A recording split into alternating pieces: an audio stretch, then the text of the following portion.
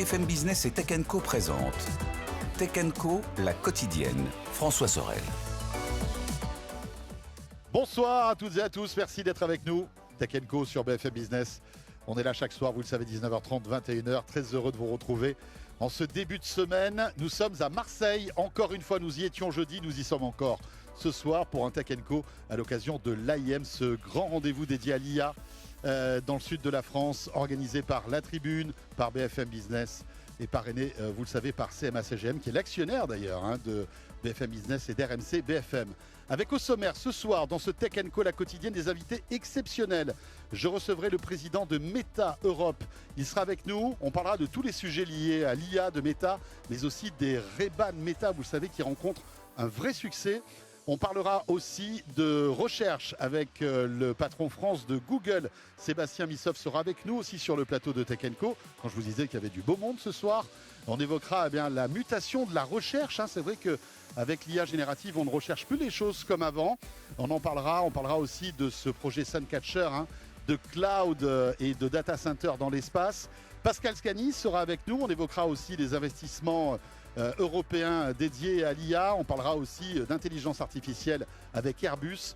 Bref, que du beau monde, que des sujets passionnants dans ce Tech & Co spécial depuis l'AIM, ici à Marseille, à l'Orange Vélodrome. Mais si vous êtes avec nous à la télé, vous l'avez sans doute remarqué. Merci d'être là et bienvenue. Tech & Co, la quotidienne, l'invité. Voilà, et pour débuter ce Tech & Co, la quotidienne, deuxième jour ici au Stade Vélodrome à l'occasion de ce grand rendez-vous, l'AIM. Invité prestigieux pour débuter puisque nous accueillons le vice-président Meta Europe. C'est Laurent Soli. Bonsoir Laurent. Bonsoir. Un grand merci d'avoir accepté notre invitation. Alors vous êtes ici évidemment pour célébrer aussi l'AIM qui s'est déroulé en fin de semaine dernière. Mais comme vous êtes ici, on en profite pour vous poser quelques questions et nous intéresser à l'actualité de Meta, une actualité évidemment qui est très riche. Il n'y a pas un jour dans Tech & Co où on ne parle pas de Meta, entre l'intelligence artificielle, les mises à jour de vos réseaux sociaux, les nouveaux services, les lunettes connectées. C'est pas dur à suivre toutes ces actualités au niveau européen. C'est vrai qu'il y a énormément de choses quand même. Oui, c'est vrai que l'activité de l'entreprise elle-même est riche de 1000 annonces, de 1000 développements. Mais et comme je suis un téléspectateurs fidèles, ouais. Aussi toute la communauté et toute l'industrie de la tech est riche de plein d'annonces. Mais chez Meta, en effet, le mouvement, l'innovation font quand même partie de l'ADN de l'entreprise depuis quasiment l'origine.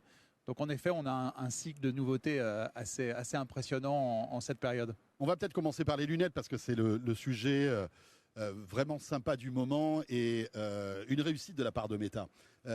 Puisque Mark Zuckerberg mise depuis pas mal d'années sur le futur du smartphone. Alors il y a eu la période métavers qui est mise un petit peu en sommeil, mais on ne sait pas, peut-être que ça reviendra. Et il y a aussi cette accélération sur les lunettes connectées. Est-ce que vous êtes satisfait de ce qui se passe dans le monde des lunettes connectées, notamment avec les Ray-Ban Meta ? Oui, nous sommes très satisfaits parce que c'est d'abord un très grand succès populaire, les Ray-Ban connectés. Les ventes des Ray-Ban Meta sont une réussite partout dans le monde. Et le partenariat avec Luxottica, on y reviendra peut-être, est également un très grand succès. Donc la première version des Ray-Ban connectés, où on peut prendre des photos, filmer, et déjà utiliser un assistant IA est un succès commercial. Et puis il y a quelques semaines à peine, nous avons annoncé en Californie la génération des nouvelles Ray-Ban Meta qu'on appelle Display, et qui vont disposer d'un écran de réalité augmentée dans le verre droit, et d'une innovation assez impressionnante. C'est un bracelet neuronal qu'on va porter au bras qui va permettre de capter le geste de ses doigts pour pouvoir faire défiler cet écran. Ça montre quoi ? D'abord qu'il y a une innovation qui est en pleine accélération, que d'ailleurs les recherches sur le métaverse ont été très utiles, oui, bien sûr. Et que certainement que les générations à venir vont incarner ou illustrer ce métaverse qu'on évoquait il y a quelques années. Et puis il y a quelque chose qui est intéressant aussi, je pense, pour nous et pour l'Europe, c'est le partenariat avec Luxottica. C'est une grande réussite d'un acteur américain de la tech, Meta, entreprise mondiale bien sûr, mais aussi EssilorLuxottica, grande entreprise européenne, franco-italienne, qui est notre partenaire depuis des années. Ce partenaire va se poursuivre, sans doute. Oui. Vous pensez qu'il y aura encore de plus en plus de comment dirais-je, de choses en commun entre Meta et Luxottica. On est au début de l'histoire en fait des lunettes connectées. Oui, et la vision que nous avons, mais que nous partageons avec Essilor, Luxottica et d'autres entreprises, c'est que ces lunettes connectées, qui sont le support de milliards d'individus dans le monde, enfin qui portent des lunettes, et peut-être demain ces lunettes connectées, pourront être le nouveau device de l'ère connectée. Et que vous allez pouvoir notamment utiliser beaucoup plus simplement des assistants IA qui vont vous permettre de vous aider, de vous accompagner dans votre vie quotidienne, pour des tâches personnelles, des tâches professionnelles et peut-être aussi demain des tâches industrielles. Donc il y a un chemin de développement assez conséquent pour cette industrie. Les chiffres qui ont été donnés par des études montrent que à l'horizon 2029, le marché de ces lunettes connectées intelligentes, c'est près de 140 milliards de dollars.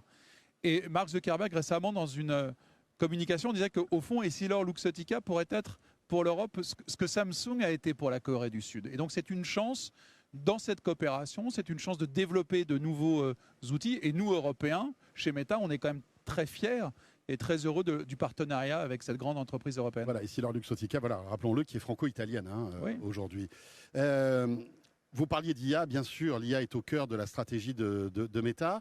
Une IA qui se fait un peu quand même dans la douleur, on a l'impression, parce que, encore une fois, Mark Zuckerberg investit des milliards, des dizaines de milliards dans l'intelligence artificielle depuis des années. On a l'impression que Meta a du mal à récolter les fruits de cette IA. Vous en mettez un peu partout, dans WhatsApp, dans Instagram, dans Facebook aussi. Il y a ce petit logo qui est arrivé il y a quelques mois de cela. Meta AI. On n'a pas l'impression que ça révolutionne les usages, alors que d'un côté, en face de ça, il y a un ChatGPT qui est en train de casser la baraque. Est-ce que ce n'est pas un problème de voir que, mine de rien, malgré toutes ces années d'investissement, le démarrage n'est peut-être pas aussi rapide que prévu? Vous savez, l'intelligence artificielle chez Meta et en fait chez Facebook est une histoire de près de 13 ans. Il y a 13 ans que Mark Zuckerberg a décidé d'investir sur l'intelligence artificielle.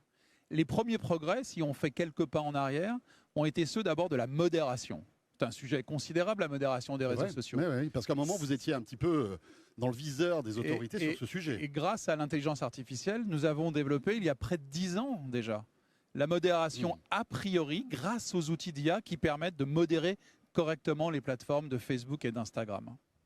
Et puis, il y a quelque chose que nos partenaires et nos clients voient beaucoup. Avant les utilisateurs, je vais y venir, qui est nos outils d'IA dans notre activité de marketing et publicitaire. Bien sûr. Notre activité économique, vous le savez, c'est d'abord s'adresser à des millions d'entreprises, les plus grandes, LVMH, L'Oréal, CMA, CGM, mais aussi des TPE et des PME, des auto-entrepreneurs qui utilisent tous les jours Facebook et Instagram pour parler à leurs clients ou ouvrir de nouveaux marchés. Aujourd'hui, et depuis des années, l'IA que nous avons développée, que vous avez rappelé, est intégrée dans ces outils publicitaires, la rendant de façon disons synthétique, beaucoup plus efficace. Nous optimisons les campagnes de nos clients grâce à l'intelligence artificielle. Donc déjà, tous les développements sont intégrés dans notre business model. En B2B, l'IA est un vrai succès pour Meta. Ah oui, c'est ça. C'est peut-être un petit peu plus lent en B2C. Incontestablement en B2B, oui, puisque d'ailleurs Meta et d'autres entreprises le disent aujourd'hui, les grandes agences de communication, les grandes agences de publicité reconnaissent que la prochaine vague de grande révolution de l'industrie du marketing et de la pub, c'est incontestablement l'IA. Et cette vague a d'ailleurs commencé. Donc pour nous, c'est un très grand succès. Notre succès commercial, avec des résultats cette année encore assez impressionnants, est dû notamment à l'utilisation par nos clients de l'IA. Ensuite, depuis maintenant quelques mois, nous avons mis à disposition, vous l'avez dit, sur Facebook, sur Insta, sur WhatsApp, vous pouvez l'utiliser, c'est gratuit, ce petit rond qui est Meta AI.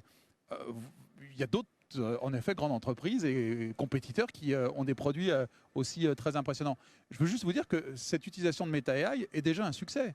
Il y a plus d'1 milliard d'utilisateurs dans le monde qui utilisent cet outil-là. Et donc, nous mettons gratuitement à disposition de tous nos utilisateurs ces outils d'IA générative. Ce qu'on a observé, c'est une utilisation extrêmement rapide. Puis d'autres innovations arrivent, notamment en Europe il y a quelques jours, dans l'application Meta AI, l'outil Vibes qui permet à nos utilisateurs de créer, grâce à l'IA générative, des courtes vidéos qui sont certainement la façon de rester connectés socialement dans les années à venir. Intéressant, Vibes, puisque vous l'évoquez, autant en parler. C'est votre toute dernière nouveauté. C'est le fait de générer donc des vidéos grâce à l'intelligence artificielle. C'est impressionnant, c'est bluffant. Ça peut être parfois troublant, Est-ce que vous ouvrez pas un peu une boîte de Pandore avec cette fonctionnalité qui peut être aussi peut-être le début d'encore plus de désinformation, de fake news, etc., etc. Alors j'imagine que vous avez prévu des garde-fous, mais mine de rien, c'est un tournant important quand même. Vous savez, l'histoire industrielle, j'allais dire presque l'histoire de l'humanité, fait qu'à chaque révolution, chaque innovation, on a toujours ce débat, qui est légitime d'ailleurs. Est-ce que ça ne va pas créer des risques, des comportements qui ne sont pas les bons comportements avec de nouveaux outils? On a tous vécu ça, de la Renaissance jusqu'à aujourd'hui. Alors, la chance que l'on a, c'est qu'on a un peu de retour d'expérience de tout ça. Et que chaque innovation, aujourd'hui, permet aussi de contrecarrer les risques. Quel est le meilleur outil pour lutter contre les risques que vous soulignez? C'est l'intelligence artificielle elle-même, qui permet de diminuer les contenus qui n'ont rien à faire sur Facebook et Instagram, de lutter contre la fausse information, de lutter extrêmement efficacement contre les risques d'interférence étrangère. Donc l'IA elle-même... Il y a des garde-fous dans Vibes qui font qu'on ne peut pas générer n'importe quoi comme vidéo. Mais ces garde-fous existent en réalité depuis longtemps. Sur Vibes, aujourd'hui, comme hier sur Facebook, il y a des contenus que vous ne pouvez pas créer et que vous ne pouvez pas poster. Ces règles existent. Nous avons les outils, nous avons les équipes pour gérer ces garde-fous. Et puis, il y a également des textes, de la régulation, des réglementations qui ont été créées, que bien sûr Meta respecte. Donc Vibes est disponible en France? Absolument, depuis quelques jours. Vous avez déjà des retours? Pas encore, c'est un peu récent. On a d'abord des retours sur le premier marché, qui est le marché américain, où des millions de créations par IA ont été faites. Et ce qui est intéressant, c'est qu'on pense, on n'est pas les seuls, mais on pense que l'outil d'IA dans un flux social de création de courtes vidéos par IA générative est certainement un des éléments de modernisation et peut-être l'avenir aussi des réseaux sociaux, parce que les gens créent, postent les Reels, les Stories, les vidéos courtes et se saisissent de l'IA générative qui a un intérêt, c'est qu'elle permet d'exprimer la créativité. Moi, j'ai rencontré beaucoup de créateurs, de jeunes créateurs en France, et qui nous disent, vous savez, grâce à l'IA, qui ne coûte rien, qui est gratuite, je peux exprimer ma créativité. Sans ces outils, je ne peux pas parce que c'est trop cher, parce que je n'ai pas accès à. Et c'est assez impressionnant d'écouter les jeunes générations, des artistes, des créateurs, de jeunes réalisateurs qui vous disent en fait l'IA générative est une énorme chance pour moi, une énorme opportunité, parce que d'abord c'est des outils assez exceptionnels, vous les avez vus, on peut créer vraiment tout ce qu'on veut créer, et puis cet outil est gratuit. Et c'est vrai que ça va sans doute créer des nouveaux talents qui n'avaient pas les moyens, comme vous le disiez, d'acheter tous ces outils, de s'équiper en logiciels coûteux.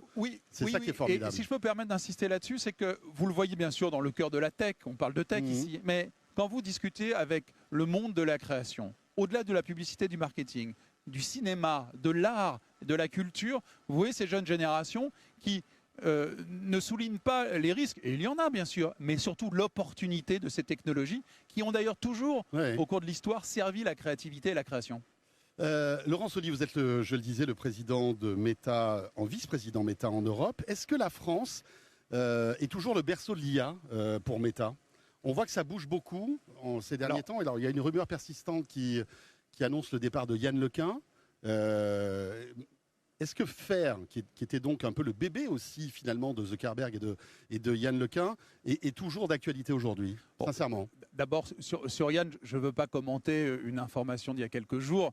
Je laisserai Yann parler quand il voudra parler, et il s'exprime extrêmement librement. Ce que je peux vous dire, c'est que l'histoire de Meta et de la France sur l'intelligence artificielle est une histoire déjà ancienne et extrêmement réussie. Grâce à Mark Zuckerberg, à Yann, que vous citez, c'est ici en France que nous avons créé il y a près de 12 ans ce laboratoire d'IA qu'on appelle FAIR, qui est un grand laboratoire de recherche fondamentale, qui a été extrêmement utile pour Meta. De toutes les innovations qu'on vient de parler, de la modération à la création, à la reconnaissance de l'image, c'est pour ça que je vous pose la question, parce que là, on vit un tournant finalement avec le départ de Yann LeCun. S'il s'avère, s'il est avéré, bien évidemment. Bien sûr. Oui, mais quelle que soit sa décision, ce qui a été fait par Yann et ses équipes demeure, et j'utilise le présent de l'indicatif, et demeurera. Et ce que nous avons créé à Paris est reconnu par tous comme étant un pilier de l'écosystème de l'IA dans notre pays.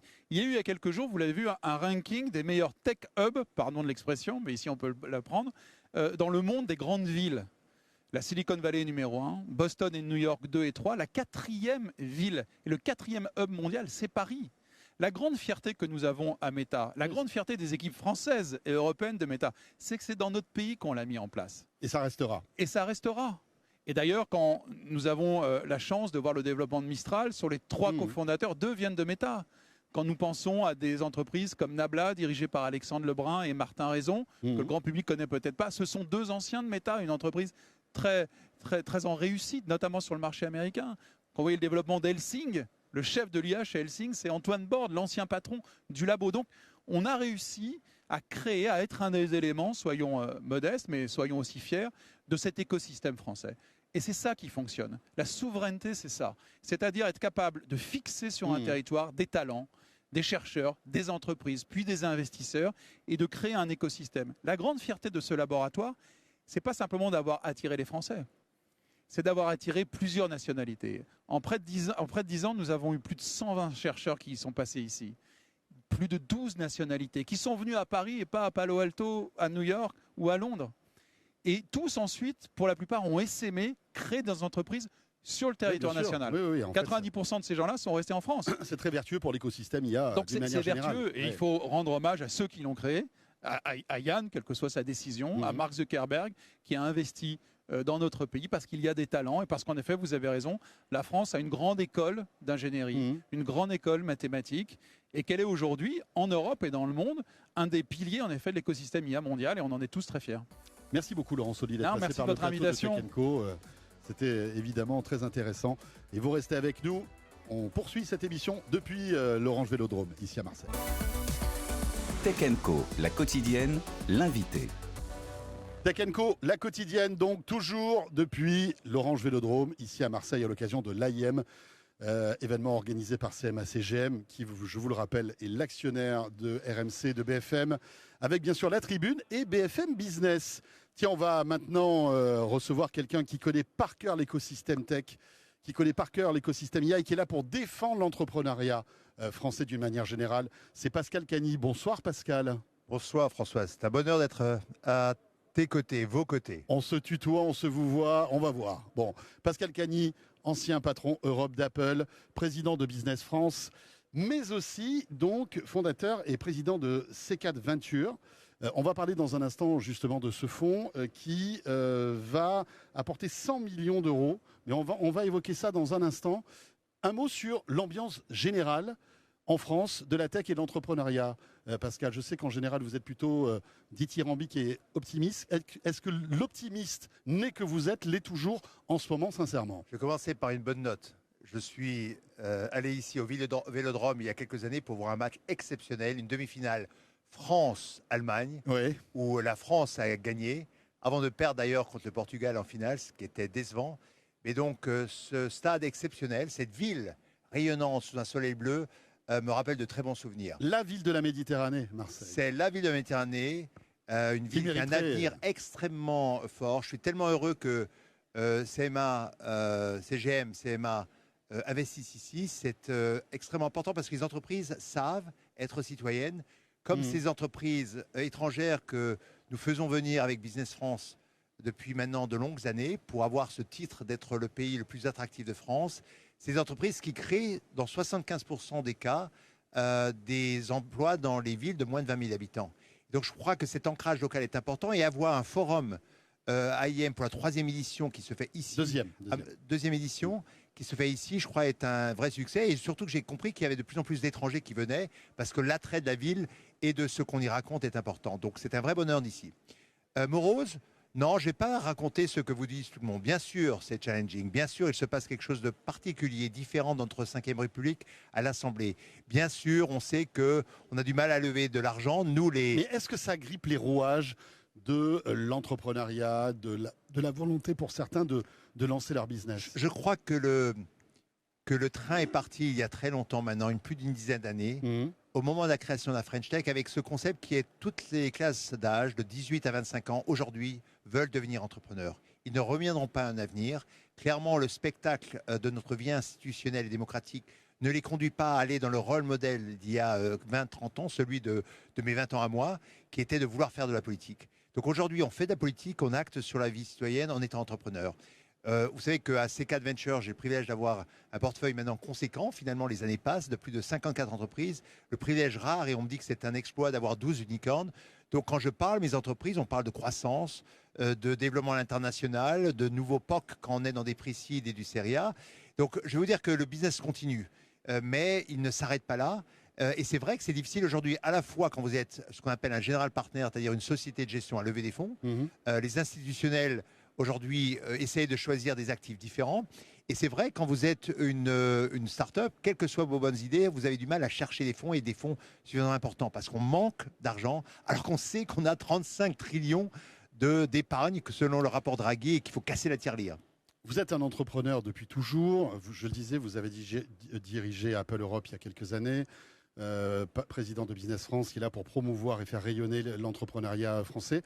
Juste encore un mot sur la politique, après on passera à autre chose. Est-ce qu'on n'est pas à bout d'un système, finalement, au bout d'un système? On a l'impression que, finalement, il y a une déconnexion entre les politiques et vous-même, tous les entrepreneurs, Je vais vous décevoir, François. et les initiatives, non? Depuis 8 ans, dans une fonction pro bono de président de Business France, Quand est-ce que vous devenez président, Pascal Cagny ambassadeur, j'ai observé une génération politique, neuve, celle qui va du LFI au Rassemblement national, évidemment à Renaissance. Et vous savez, plutôt que de leur jeter trop souvent l'opprobre, moi en tant qu'entrepreneur, personne qui a fait une carrière en appartenant à une entreprise un peu mythique, Apple, je vois des gens de très bonne qualité qui ont envie de faire. Il se trouve que le système est grippé à un instant T où la désintermédiation de la vie démocratique par ces fameux réseaux sociaux, par ce fameux téléphone que j'ai mis avec d'autres dans les mains de tout le monde, rend les choses plus difficiles. Puis je me rappelle peut-être du 4 mars 2018, c'était en Italie, à Rome. J'étais en train de travailler sur un traité d'amitié franco-italien, le traité du Quirinal. Et là, nous avions à la fois les 5 Stelle, les 5 étoiles, et la Ligue lombarde qui arrivait au pouvoir. Et on se disait, mais comment ça va se passer? Et puis finalement, aujourd'hui, 6-7 années après, on se rend compte que les vieilles démocraties, les pays qui ont 1000 ans d'âge comme les nôtres, plus jeunes pour l'Italie qui est devenue une Italie en 1861, eh bien, ont un sort de cycle, une résilience forte. Moi, je suis encore optimiste sur la résilience des Français qui ne feront pas trop d'extrêmes, qui vont trouver que finalement l'entreprise est saine, digne, que c'est finalement la plus belle expérience de vie. Donc je suis non pas optimiste, mais serein sur ce que pourrait être le futur. Il faut maintenant simplement se battre contre des choses assez aberrantes et montrer que le modèle, pas simplement de la French Tech, vous savez que j'investis avec ces 4 industries dans des entreprises du patrimoine vivant, j'essaye d'avoir une vie complète, c'est un homme de la Renaissance au XXe siècle, où à la fois je suis dans la tech, et dans les entreprises patrimoine vivant, parce que la France offre, avec ma maison Le Lièvre, avec les faïenceries de Gien et bientôt d'autres, l'opportunité de continuer à exporter, à travailler et à fixer sur les territoires des emplois. Donc oui, je suis motivé. Et si c'est challenging, difficile au moment où on sait, je crois qu'il faut continuer. Et vous avez un rôle important, vous les médias, vous BFM Business, à expliquer qu'il y a encore un avenir intéressant pour nos jeunes. Et passer de l'autre côté, vous vous intéressez à la politique, c'est pas quelque chose qui est dans votre matrice, Pascal? Je crois que je fais la politique la passion la plus proche qui soit, et j'utilise le capital que j'ai gagné grâce à mes amis américains pour le redéployer sur mon territoire. C'est finalement très intéressant. Ça vous suffit? Ça me suffit. Bon, d'accord. Non, ça me suffit. C'est une question que je mais posais comme ça. On prendra au moment voulu, en 27, on essaiera de prendre parole et de partager une expérience qu'on peut espérer intéressante. Vous pourriez prendre part justement à cette échéance? D'une manière ou d'une autre? C'est clair, bien sûr, comme je l'ai fait au moment de la dissolution et comme je l'ai fait en 2017, parce que je pense que les entrepreneurs, et je disais ça au moment de la dissolution, ne peuvent pas rester muets. On peut être en désaccord avec nos salariés et nos employés, mais on doit prendre la parole. Et je dois vous avouer que nombre de gens font ça très bien. Monsieur Martin au MEDEF, la CGPME s'exprime, l'AFEP s'exprime. Donc les organismes qui représentent cela, la French Tech doit s'exprimer, France Digital s'exprime. Donc je pense que c'est ça la vie démocratique. La vie démocratique, c'est laisser les gens s'exprimer. On va parler maintenant d'investissement avec C4 Venture 3, ce nouveau véhicule de 100 millions d'euros lancé en septembre dernier. Expliquez-nous un petit peu quel est l'objectif de cet investissement. Pourquoi faire? Dans quel contexte, Pascal? C'est quand à 50 ans j'ai quitté Apple en me disant que je devais vivre une deuxième vie, assez naturellement est venue l'activité de capital risque. Le premier fonds, on m'a expliqué que j'étais un opérateur et pas un investisseur, donc j'ai dû démontrer avec mon propre argent qu'on pouvait réussir. Et puis sur le deuxième fonds, j'ai pris, à la faveur d'une autorisation AMF, le soin de demander de l'argent à d'autres. Je ne demande aucun argent public. Ce sont que des entrepreneurs, des patrons d'entreprise qui nous ont rejoints. Et finalement, on semble faire un job intéressant avec de vrais résultats. Il est devenu assez naturel en disant qu'on va créer ce qu'on appelle en anglais une legacy, c'est-à-dire qu'on va pouvoir laisser quelque chose derrière nous. CK Adventure a une marque forte, plus de 12 unicorns sur 54. Nous avons impliqué... C'est quasi un record, non? Enfin, je veux dire, en c'est termes apparemment un ratio très fort et on n'a jamais cherché cela. On essaie juste de bien faire notre travail C'est d'investisseur. pas 30%. Et on fait ça à l'échelle de l'Europe, ce qui est très important, avec évidemment, en étant très fier d'être français et en le revendiquant. Et on s'est dit qu'au moment de l'histoire où on est, j'allais assister, moi qui suis né à l'époque du 28 janvier de 1984, quand on lançait le Mac, où il y avait un IMM PC en 5 qui a vu aux premières loges l'arrivée de l'iPod, de l'iPad et évidemment de téléphone. Je suis persuadé que l'IA est une révolution exceptionnelle. Et il faut donc qu'on l'embrasse. Et si moi je ne l'embrasse pas, et si je ne dis pas à mes pairs de le faire, comment on le fera? Alors la meilleure façon de l'embrasser, c'est de continuer notre travail chez CK Adventure. L'arrivée d'un nouvel jeune partenaire. Nous sommes maintenant 3 partenaires de 37 ans comment dire, avec Eric Brostolaire, qui est mon ami de toujours, complète une équipe où les cheveux gris, Microsoft. les cheveux gris complètent cette équipe. On prend un plaisir incroyable à le faire avec un jeune associé, Jean Veil, avec Michel Sassano, donc une belle équipe senior, très plate, c'est-à-dire qu'on a peu de gens, mais on travaille là-dessus. Donc, Et on pense qu'il faut faire de l'intelligence artificielle à la fois software, ce qui a été l'histoire, mais aussi sur le physique. Et ça, c'est nouveau. D'où je viens, c'est d'un univers physique où on avait de l'atome, c'était évidemment Apple, avant ça, c'était Packard Bell. Et donc, on pense aujourd'hui que les robots, les chips, les nouvelles séries de processeurs sont importants. C'est pourquoi on a investi dans Arago, une merveilleuse société française. C'est pourquoi on a des investissements dans le quantique avec Alice and Bob. C'est ce pourquoi on est chez Neura Robotics aussi sur cela. Et je pense qu'il y a en Europe un savoir-faire unique parce qu'on a encore et toujours une puissance industrielle. Alors on nous reproche de ne pas l'être assez en France, mais il faut savoir qu'on a des gains de productivité à faire. Je crois que le moment où on passe des robots aux cobots, des cobots à l'humanoïde est en train d'arriver grâce à l'intelligence artificielle. Donc c'est un petit peu notre objectif. C'est intéressant ce que vous dites, parce que c'est vrai qu'on voit l'arrivée massive des robots, de la robotique, notamment en Chine, j'ai l'impression qu'ils prennent une avance incroyable avec Unitree, avec des boîtes comme Xpeng qui fabriquent des voitures, mais aussi des robots qui arrivent sur ce marché-là. Du côté des États-Unis, il y a Tesla avec Optimus. Il y a aussi Figure AI que vous devez connaître aussi. On a notre carte à jouer aussi là-dedans. La bataille est jouable. Absolument. Quand Jesse Wang vient à Paris au moment de Vivatech, dont on doit être très fier, et fait le patron de NVIDIA. Le patron de NVIDIA, il montre sur scène, le premier robot qu'il montre, c'est un robot d'une boîte exceptionnelle, d'un entrepreneur rare, Neura Robotics, qu'on a été très heureux de supporter. Et ils font quoi, Neura Robotics? Ils font des robots justement humanoïdes? Ils sont en train de passer du cobot à l'humanoïde. Oui. Ils le font avec l'idée d'être totalement européen. Ils le font parce qu'ils sont nés dans un pays qui a quand même un pourcentage de son industrie, de son produit intérieur brut extrêmement important à l'industrie. On parle de plus de 22-23%. Ils sont aussi en Autriche où on est à 25% du produit intérieur brut. Il y a une industrie qu'on doit challenger. Qui est challengée aujourd'hui? L'industrie automobile. Comment on va la challenger? On sait qu'on a une sorte d'hiver démographique dans certains pays européens, en Italie, en Allemagne, j'espère pas encore en France, et il va falloir s'en préoccuper. Donc je pense qu'on a un savoir-faire fort, on a une base d'application. Vous savez, le robot sans l'informer, sans l'inférence et sans la possibilité de le faire travailler ne sert à rien. Donc ce qu'on a, nous, Européens, on a une base industrielle forte, 17% du PIB européen, et donc on peut faire plus que des POC et des minimum viable products pour rendre cela opérationnel. Pascal, vous êtes un peu, j'allais dire, voire même un peu beaucoup visionnaire. À l'époque d'Apple, vous avez accompagné la naissance de produits mythiques comme l'iPhone. Est-ce que le robot humanoïde, à votre avis, c'est quelque chose qui va complètement bouleverser notre quotidien, notre société? Quand on écoute Elon Musk qui nous dit que dans quelques années, on aura un robot majordome à la maison, il imagine même dans quelques années pouvoir transférer en fait tout notre savoir, notre âme en quelque sorte sur une clé USB pour être immortel et transférer ça dans un robot. Alors, sans aller jusqu'au délire d'Elon Musk, vous y croyez, vous? Je crois que vous avez prononcé le bon terme. Mon propos, je ne crois pas du tout à cela et ce n'est pas le propos. Ce que je sais, c'est qu'il y a aujourd'hui un hiver démographique qui fait qu'on a un problème de main-d'œuvre, qu'on doit extraire de la productivité pour continuer à être compétitif et vendre des produits mieux exportés. Quand vous dites hiver démographique, c'est le fait du taux de natalité qui chute. De manquer d'une natalité. Quand vous réfléchissez à 5, 10, 15, 20 ans, Quoi qu'on raconte aujourd'hui, population vieillissante. Population extrêmement vieillissante, non formée à ces choses-là. Donc on n'a pas d'autre choix. Allez au Japon. J'y étais il y a 3-4 semaines au moment de l'exposition de Osaka. C'est 129 millions de personnes qui étaient là il y a 3 ans. Ils sont 122 aujourd'hui. Et pire que ça, c'est qu'ils n'ont pas d'un volant démographique qui leur permet de supporter cela. Donc ils embrassent totalement la révolution des robots. On doit le faire en Europe. On doit le faire là où on est très bon, c'est-à-dire dans l'aérospatial.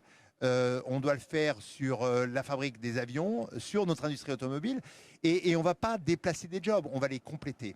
Donc je pense que laissons Elon Musk être et faire son Elon Musk, essayons d'être très pragmatiques, européens avant tout, et se dire que oui, il faut qu'on embrasse la révolution intelligence artificielle, ce qu'on appelle le physical AI, c'est encore un anglicisme, et que l'on cherche et extrait de la productivité dans nos entreprises. Si on fait ça, l'Europe a une très belle carte à jouer et le savoir-faire qu'on a est unique. Je vous rappelle quand même qu'on a autant de gens formés à l'IA, on parle de 130 000 personnes en Europe qu'aux États-Unis. Notre talent, notre ressource est extrêmement forte. C'est vrai qu'on n'a pas les capitaux pour faire des data centers, mais on les accueille à vitesse grand V avec les annonces qu'a fait le président de la République au sommet de l'IA. Donc on a quand même quelques atouts qu'il faut regarder de manière très positive. Et je crois que c'est ça qu'il faut jouer. Quand on discute avec, on va dire, toutes les personnes qu'on rencontre au quotidien, beaucoup d'entre elles ont peur de l'IA. C'est une défiance. Elles se sentent parfois menacées. Est-ce que leur métier va être conservé par l'IA ? Quand on voit Waymo, le taxi robot qui est en train de se généraliser aux États-Unis, quand il va arriver en Europe, il va faire souffrir des métiers. Et ce n'est qu'un exemple. Est-ce que on a conscience des transformations qui sont en train de se faire et comment quelle pédagogie avoir avec justement les Français je vais essayer de vous l'expliquer si vous m'en donnez encore le loisir. Je viens de rencontrer brièvement le ministre de la Santé de Tunisie. Il a 11 à 12 millions de personnes. Il a des déserts médicaux bien plus importants que les nôtres. Comment peut-il aujourd'hui, on peut miniaturiser ce qu'on appelle le compute power, c'est-à-dire la capacité à traiter de l'information, de mettre des batteries. Il peut aller dans des contrées extrêmement très éloignées. Il peut scanner les seins, donc faire de la détection de l'ensemble de sa population féminine, et il peut pour prévenir le cancer tout du sein. Cela et travailler sur une vraie politique publique. Quand vous allez avoir 2,5 milliards d'Africains à l'horizon 2050 qui n'ont pas fait leur révolution démographique comme l'Europe l'a fait il y a plus de 20 ans, comme les Chinois et comme les Indiens l'ont fait, et qu'il va falloir gérer cela en termes de santé publique, eh bien le mode opératoire de hier n'est plus possible. Donc de la même façon que nous avons des déserts médicaux, il existe des déserts médicaux partout et l'intelligence artificielle sert. Vous voyez que là, j'utilise une technologie qui est absolument utile, qui va permettre d'allonger la durée de vie, la qualité. Comme mon téléphone, mon iPhone, au début, quand on me challengeait sur la dépendance qu'on avait créée, et ce n'est pas la dépendance des réseaux sociaux, la dépendance à l'égard de l'objet, eh bien, on se rendait compte qu'il a sauvé des dizaines, sinon des centaines de vies, le téléphone. Donc, il faut regarder les choses le verre à moitié vide plutôt qu'à moitié plein. Et je pense que l'IA est une opportunité exceptionnelle. À nous, Européens, non plus de se défier de cela, d'avoir une courbe d'absorption absolument forte, d'aller plus vite que les Américains, mais même être si on prêt utilise face leur à cette technologie. transformation. Comment ? Il faut qu'on soit prêt face à cette transformation. D'où la nécessité d'avoir des efforts de formation très importants. On en parlait avec Anne Bouvreau hier d'ailleurs. C'est le plan France Trans, c'est ce que fait Anne, qui est une merveilleuse ambassadrice de l'Internet. C'est ce que font aussi nos grands acteurs de la tech, qui toujours parlent de formation. Hier, je présidais le jury des prix de Choose France. On regarde une société comme Cisco qui allait former plus de 230 000 Français sur le passage de l'IA sur leur système à eux. Donc, je pense que cette formation, ça, c'est utiliser la force des autres sur notre territoire. Voilà. Merci beaucoup, Pascal Cagny. C'est un privilège, toujours. Pascal Cagny, donc ancien président d'Apple et patron de C4 Venture aujourd'hui. Vous restez avec nous. Tech & Co revient dans un instant, juste après cette petite pause. À tout de suite. Tech & Co, la quotidienne sur BFM Business. Tech & Co, la quotidienne, l'invité. Voilà Tech & Co, la quotidienne, toujours à Marseille, toujours à l'Orange Vélodrome, à l'occasion de l'AIM. Sébastien Missoff nous a rejoint sur ce plateau. Bonsoir Sébastien. Bonsoir François. Vous êtes le directeur général de Google France. Merci d'être avec nous, de prendre le temps, parce que je sais que vous aviez un agenda chargé lors de cette AIM. Vous bossez beaucoup avec CMA-CGM, bien évidemment. Et j'aimerais qu'on évoque un petit peu la montée en puissance de l'IA chez Google. Alors, c'est C'est peu de le dire parce que finalement l'intelligence artificielle chez Google, ça fait des années et des années. Hein. Vous êtes l'auteur de plein de modèles de langage qui après ont été repris d'ailleurs par d'autres. C'est ça qui est assez amusant. Mais on voit que l'IA est partout. Est-ce que vous, en tant que DG de Google France, vous sentez cette montée en puissance de l'IA au sein même de la culture même de chez Google? C'est quelque chose que vous palpez au quotidien? Absolument. Alors d'abord, il y a des choses qui changent et des choses qui ne changent pas. Ce qui ne change pas, je suis depuis presque 20 ans chez Google et depuis 20 ans, on continue à innover. J'ai regardé récemment les premiers screenshots, à quoi ressemblait le moteur de recherche, à quoi ressemblait la publicité. On a fêté les 25 ans de Google Ads il y a quelques jours et de voir à quel point on a évolué. Donc on a su tous les 90 jours, dans des cycles rapides, continuer à innover, continuer à suivre les usages des ordinateurs, au téléphone portable. On voit aujourd'hui sur les requêtes qui sont faites sur Google, c'est pas seulement du texte, c'est des images et on arrive à répondre à ces questions. Donc ce qui est permanent, c'est de savoir se renouveler, c'est de savoir utiliser les meilleures technologies possibles pour continuer à faire en sorte de bluffer les utilisateurs, d'accompagner nos clients tous les jours. Sur le sujet de l'intelligence artificielle, ça a ouvert évidemment un champ des possibles extraordinaire. Vous l'évoquiez, on le voit sur le moteur de recherche, sur la façon dont on arrive à apporter des réponses qui sont encore meilleures pour les utilisateurs. Et puis on le voit aussi avec des briques technologiques qui permettent d'apporter des réponses très importantes aux entreprises avec lesquelles on travaille. Vous parliez de l'exemple de CMA-CGM avec lequel on a beaucoup travaillé. Aujourd'hui, ils ont plus de 650 bateaux, des enjeux évidemment de maximiser les flottes de bateaux pour être le plus efficace possible. Et on travaille sur des modèles avec de l'intelligence artificielle qui vont permettre de maximiser ces routes, de gagner en productivité. Et donc c'est évidemment l'enjeu sur toutes les entreprises avec lesquelles on travaille. Un mot sur la recherche de chez Google, qui est votre cœur de métier. En tout cas, vous le disiez, ça fait 25 ans que le moteur existe, peut-être même plus que ça. Oui, 25 ans.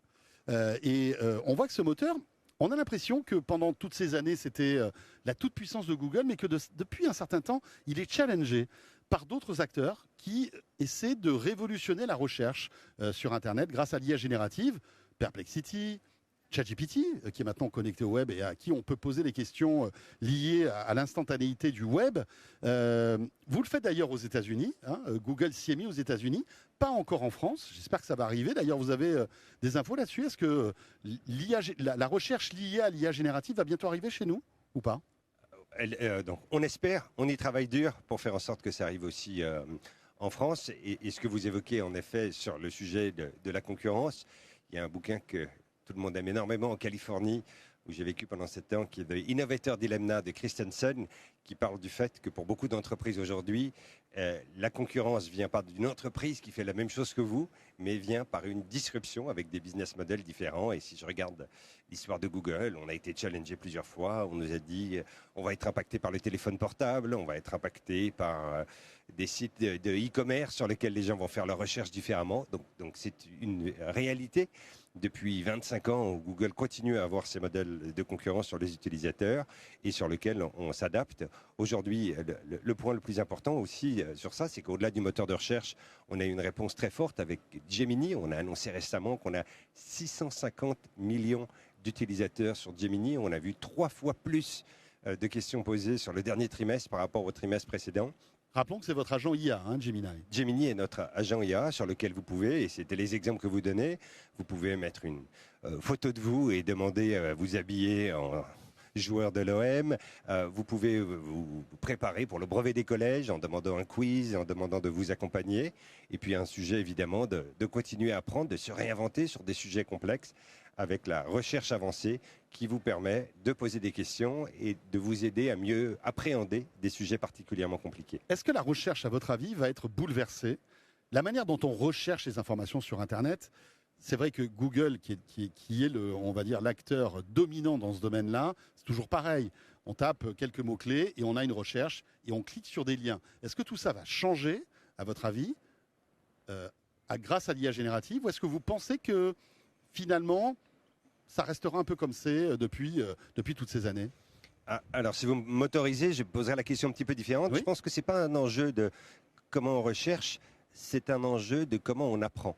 Et je pense que c'est derrière la recherche, c'est la recherche d'une réponse, la recherche d'une information, et c'est cette notion d'apprentissage qui est extraordinaire, qui parle d'abord de la curiosité. 15% des requêtes qu'on voit sur Google chaque année sont encore des nouvelles requêtes. La curiosité humaine est infinie et on le voit dans les questions qu'on se pose et dans l'envie d'apprendre. On vient sur Google parce qu'on a envie d'apprendre quelque chose. Et donc je pense qu'on est dans un moment d'accélération, on a des sujets de plus en plus complexes et la capacité d'apprendre mieux est vraiment ce qui pour moi est la différence. Si je devais vous donner un exemple, on a un outil qui s'appelle NotebookLM, qui est un outil gratuit. Vous tapez qui est incroyable. Expliquez-nous ce que c'est parce que c'est vraiment ahurissant.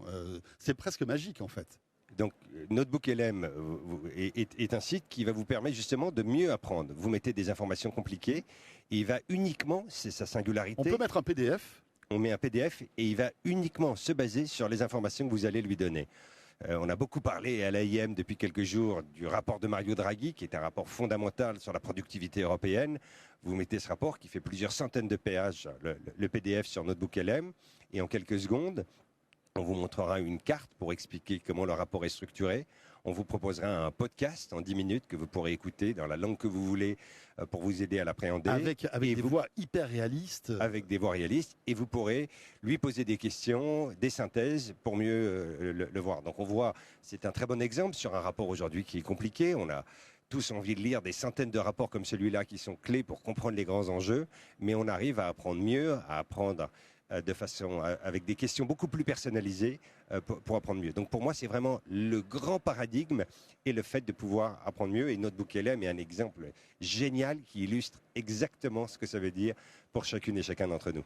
Donc pour vous, la curiosité humaine fera qu'on recherchera l'information de manière un peu différente suivant la requête. C'est ça ce qui va se passer? Oui, et c'est ce qu'on voit aujourd'hui. On le voit sur Gemini, sur des questions qui sont posées en termes de productivité, en termes d'accompagnement à l'écriture, sur des sujets complexes, et puis sur des requêtes d'actualité où on veut continuer à garder le contrôle, on veut avoir des points de vue différents. Vous tapez une requête d'actualité sur la situation, les votes à l'Assemblée nationale, et vous verrez ce qu'on a toujours sur le moteur de recherche de Google, un carrousel avec des titres de presse qui ne sont pas personnalisés, on montre les mêmes informations pour éviter des bulles d'enfermement et puis pour permettre à ce que veulent les utilisateurs sur une requête d'actualité brûlante, c'est d'avoir le nom des titres et d'avoir ces points de vue qui sont différents. Votre modèle économique, c'est la publicité, en grande partie. Est-ce que, justement, on est à l'aube d'un changement dans ce domaine-là? Parce que c'est vrai que aujourd'hui, sur Google, on a tous l'habitude, on tape une requête, on a des liens sponsorisés, etc., qui sont proposés en priorité. Mais on peut imaginer que si la recherche devient différente, est-ce que vous allez pouvoir être tout aussi efficace en matière de publicité, finalement? Je vais vous faire une confidence sur le secret de la méthode de Google et sur la façon dont on travaille depuis toujours. C'est systématiquement, quand on se donne des objectifs, on les met dans 3 catégories, qui est le 70-20-10. 70, c'est continuer à investir, à être les meilleurs sur ce qu'on fait déjà très bien.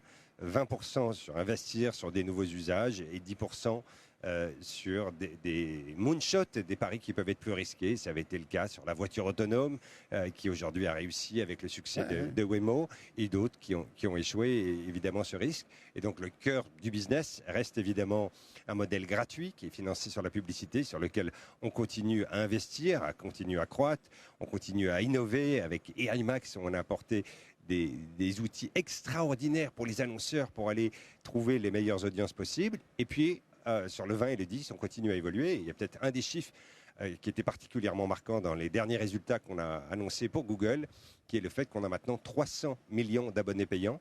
Donc vous voyez bien qu'on teste aussi d'autres modèles sur lesquels... C'est-à-dire que petit à petit, le modèle économique de Google change, c'est-à-dire que la pub reste encore majoritaire, mais vous développez des modèles économiques d'abonnement. On voit que vous montez en puissance sur le hardware aussi, avec les pixels, la première etc. diversification, si on regarde le chiffre d'affaires d'Alphabet et de Google, c'est évidemment la partie cloud, sur laquelle on a annoncé une croissance de 34%.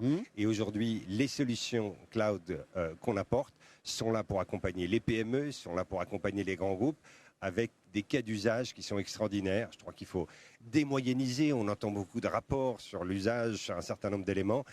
Ce que je trouve génial, c'est qu'il n'y a pas une entreprise avec laquelle j'échange aujourd'hui qui commence à s'approprier ces outils de façon concrète. À Marseille, on a vu un supermarché qui s'appelle Cigale et la Sardine, qui a su utiliser de l'IA générative pour poster mieux, plus rapidement, plus intelligemment, à augmenter sa communauté de 150%. On voit des très petites PME qui avaient toutes leurs factures, tous leurs devis en papier, le prennent en photo en quelques secondes, ça vous fait un tableau Excel, ça vous aide à anticiper quel doit être le prochain devis et le prix. Donc on voit des gains de productivité tous les jours avec des entreprises de petite taille ou avec des entreprises de grande taille. L'exemple de Veolia est génial de voir à quelle vitesse ils ont réussi à utiliser des modèles d'IA pour faire en sorte que des processus qui prenaient 3 ans historiquement pour lancer un nouveau produit peuvent se faire en quelques mois seulement.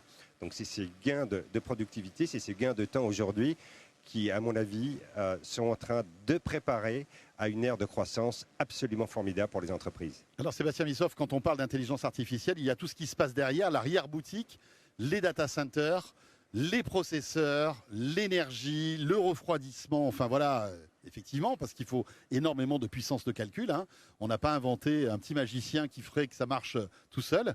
Ce qui est intéressant, c'est que c'est un sujet que Google prend à bras le corps depuis de très nombreuses années. Comment essayer d'être le plus, on va dire, vertueux dans ce domaine-là. Et là, vous avez évoqué un sujet qui est assez intéressant, c'est Suncatcher. C'est le fait d'envoyer finalement des data centers dans l'espace, comme des satellites. C'est ça ? Oui, absolument. Alors, il y a 2 éléments importants dans ce que vous avez dit. Le premier, en effet, c'est, je pense, cette singularité de Google aujourd'hui sur le fait d'avoir, en français dans le terme, le full stack, avec la capacité d'avoir des data centers. C'est plus de 6 milliards d'investissements en Europe sur ces dernières années. C'est la capacité d'avoir des modèles de LLM comme Gemini. Et puis, c'est la capacité de travailler pour les utilisateurs, pour nos clients, pour faire en sorte que ce soit utile et accessible. On a 1400 personnes chez Google en France. On a 300 ingénieurs, des grandes équipes sur DeepMind qui travaillent sur la recherche fondamentale et sur l'accompagnement des entreprises. Sur la première partie, en effet, sur les data centers, on s'est donné comme objectif en 2030 de faire en sorte que 100% de l'énergie qui viennent alimenter les data centers viennent d'énergie renouvelable. On est à peu près à 2 tiers du chemin, mais on a évidemment vu une accélération très très très significative ces 2-3 dernières années en termes d'usage des data centers. Et donc on revient un peu à ce que j'évoquais tout à l'heure sur les 70-20. Il s'agit de continuer à innover sur nos data centers existants, ce qu'on continue à faire, en particulier avec des puces qui sont de plus en plus performantes. On arrive à faire 30% de calcul en plus par rapport à l'année dernière uniquement sur ces innovations. Donc c'est un formidable enjeu d'innovation. Et puis c'est aussi de se dire quelquefois, le modèle actuel ne va nous amener qu'à un certain point incrémental. Et est-ce qu'il y a d'autres façons de réfléchir? Et donc Suncatcher est un pari, de se dire qu'il y a peut-être une possibilité d'avoir ces data centers en effet dans l'espace, avec évidemment un bénéfice qui est de l'énergie solaire beaucoup plus puissante et 8 fois plus d'énergie, et auquel ces satellites, ces modèles auraient accès 24 heures sur 24. Avec un refroidissement aussi logique, puisqu'il fait très froid là-haut. Donc voilà, donc l'énergie, le refroidissement. Après, il faut connecter tous ces data centers de manière à la vitesse de la lumière vers la Terre. Et François, vous touchez un des éléments les plus importants. Je pense que notre rôle de leader aujourd'hui est de se rappeler que systématiquement, on revient sur le sujet de la curiosité, on doit se préparer à répondre dans les 3 mois qui viennent à des questions, à des problèmes auxquels on n'avait jamais réfléchi. Et c'est un enjeu clé de recrutement, de continuer à trouver des personnes qui aiment résoudre des problèmes, qui savent avoir une expertise très profonde, mais savent aussi se renouveler. On le voit bien sur cet exemple-là. J'ai commencé à faire des recherches, à avoir des discussions avec les équipes, mais les questions que ça pose sur la communication, quelle doit être la distance entre ces 2 satellites, les enjeux de refroidissement, qui sont des questions que je ne m'étais jamais posées il y a quelques semaines et sur lesquelles on doit approfondir. Et je pense qu'aller poser ces questions sur Gemini aujourd'hui, vous verrez à quel point ça vous donne des éléments de réponse et à quel point ça nous aide à apprendre mieux et plus vite. C'est peut-être Gemini qui va vous trouver la clé de la réussite de Suncatcher finalement. Alors, je pense que c'est les hommes et les femmes qui vont trouver les solutions, mais je suis sûr que Ils Gemini seront va aidés nous par permettre Gemini. d'apprendre Parce que beaucoup plus vite et de nous aider sur ces prises de décision. Parce que ce Suncatcher est encore un concept, hein, bien sûr. C'est un concept, mais donc on a un programme aujourd'hui pour tester les 2 premiers satellites très prochainement. Merci beaucoup Sébastien Bissoff d'être passé par le plateau de Tech & Co ici à Marseille. Vous êtes le directeur général de Google en France et bien sûr on suit l'actualité de Google dans Tech & Co quasiment tous les jours parce que vous avez, tout comme ces géants américains, tous ces géants américains, une actualité quasi quotidienne. C'est passionnant, merci beaucoup. Merci beaucoup François. Tech & Co, la quotidienne, l'invité. Voilà le retour de Tech & Co, la quotidienne sur BFM Business, toujours ici à Marseille à l'AIM. Et j'accueille sur le plateau Athénaïs Oslati. Bonsoir Athénaïs. Bonsoir. Vous êtes fondatrice et PDG de Ontbo. Comment rendre en fait tous ces LLM qu'on utilise au quotidien un peu plus humains, un peu plus intelligents, en tout cas pour qu'ils nous ressemblent plus? C'est un petit peu votre job, Athénaïs. Vous allez nous présenter Ontbo dans un instant. Mais on tenait à vous féliciter toute l'émission de Tech & Co et toute la rédaction, puisque vous êtes fraîchement lauréate du prix Tilder de la femme ingénieure en IA. Bravo. Merci. J'imagine que c'est une reconnaissance qui fait plaisir. Absolument. Je suis très honorée de recevoir ce prix-là, surtout aujourd'hui et dans cette très belle enceinte. Voilà, vous l'avez eu vendredi dernier à l'occasion de l'AIM. Donc, c'est le cabinet Tilder qui vous l'a remis en partenariat avec la Tribune dimanche. Athénaïs, alors présentez-nous Ontbo, s'il vous plaît. On vous écoute. Alors, Ontbo, c'est quoi? C'est une IA qu'on appelle dite cognitive. Et avant toute chose, il faut rappeler qu'aujourd'hui, l'IA fait face à 2 enjeux. Le premier, c'est un enjeu d'ordre technologique. Et le deuxième, on en a entendu parler ces derniers temps, économique et écologique.